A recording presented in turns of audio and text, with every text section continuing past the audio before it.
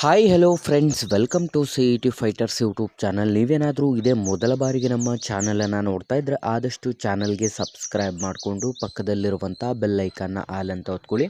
ಬನ್ನಿ ಸ್ನೇಹಿತರದೀಗ ಆರೋಗ್ಯ ಇಲಾಖೆ ಅಂಡರ್ಲಿ ಖಾಲಿರುವಂಥ 9871 ಹುದ್ದೆಗಳಿಗೆ ಸಂಬಂಧಪಟ್ಟಂತೆ ಇದೀಗ ವಿದ್ಯಾರ್ಥಿಗಳಿಗೆ ಒಂದು ಗುಡ್ ನ್ಯೂಸ್ ಕೂಡ ಪ್ರಕಟವಾಗಿದೆ. ವಿಡಿಯೋದಲ್ಲಿ ಕಂಪ್ಲೀಟಾಗಿ ಮಾಹಿತಿಯನ್ನು ತಿಳಿಸ್ಕೊಡ್ತೀನಿ. ವಿಡಿಯೋನ ಸ್ಕಿಪ್ ಮಾಡದೆ ಕೊನೆವರೆಗೂ ನೋಡಿ.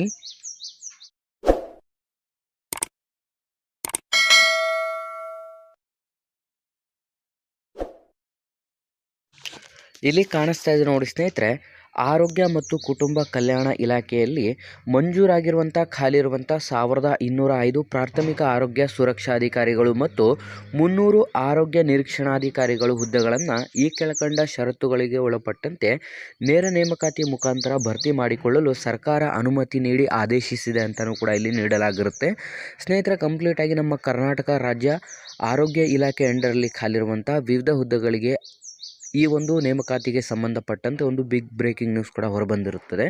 ಯಾರೆಲ್ಲ ಹೊಸ ವಿದ್ಯಾರ್ಥಿಗಳು ವಿಡಿಯೋಸ್ನ ನೋಡ್ತಾ ಇದ್ರ ಡಿಸ್ಕ್ರಿಪ್ಷನಲ್ಲಿರುವಂಥ ನಮ್ಮ ಟೆಲಿಗ್ರಾಮ್ ಗ್ರೂಪ್ ಮತ್ತು ವಾಟ್ಸಪ್ ಗ್ರೂಪ್ಗಳಿಗೆ ಜಾಯ್ನ್ ಆಗಿ.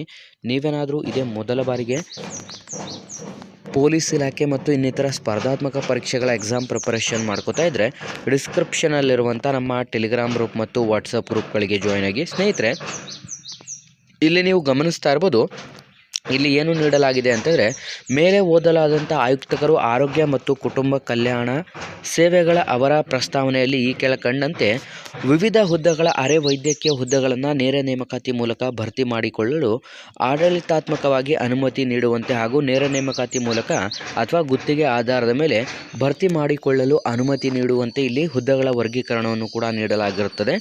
ಉಳಿಕ ಮೂಲ ವೃಂದ ಅಂತಂದರೆ ನಾನ್ HKಯಲ್ಲಿ ನೋಡಿದ್ರೆ ಅಂತಂದರೆ ಇಲ್ಲಿ ಒಟ್ಟು 8994 ಹುದ್ದೆಗಳನ್ನು ಒಳಗೊಂಡಿರುತ್ತದೆ. ಅದರಲ್ಲಿ ನೀವು ಗಮನಿಸ್ತಾ ಇರ್ಬೋದು, ವಿವಿಧ ಹುದ್ದೆಗಳ ನೇಮಕಾತಿ ಅಧಿಸೂಚನೆ ಆಗಿರುತ್ತದೆ.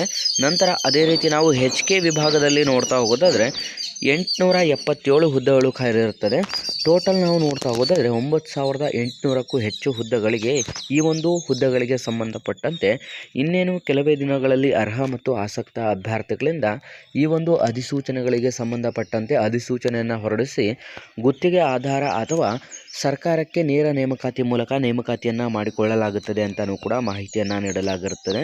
ಹಾಗಾಗಿ ಯಾರೆಲ್ಲ ವಿದ್ಯಾರ್ಥಿಗಳು ನೀವು ಆರೋಗ್ಯ ಇಲಾಖೆಗೆ ಸೇರಬೇಕು ಅಂತ ಕಾಯ್ತಿರುವಂಥ ಅಭ್ಯರ್ಥಿಗಳಿಗೆ ಇದೊಂದು ಗುಡ್ ನ್ಯೂಸ್ ಆಗಿದ್ದು, ಆದಷ್ಟು ಈ ಒಂದು ಮಾಹಿತಿಯನ್ನು ಲೈಕ್ ಮಾಡಿ ಮತ್ತು ನಿಮ್ಮ ಎಲ್ಲ ಸ್ನೇಹಿತರೊಂದಿಗೆ ಶೇರ್ ಮಾಡೋದ್ರ ಮೂಲಕ ಇನ್ನೂ ಹೆಚ್ಚಿನ ಉದ್ಯೋಗ ಮಾಹಿತಿಗಾಗಿ ಇಂದು ನಮ್ಮ ಚಾನಲ್ಗೆ ಸಬ್ಸ್ಕ್ರೈಬ್ ಮಾಡ್ಕೊಳ್ಳಿ ಅಂತ ತಿಳಿಸ್ತಾ ಇದ್ದೀವಿ ಸ್ನೇಹಿತರೆ.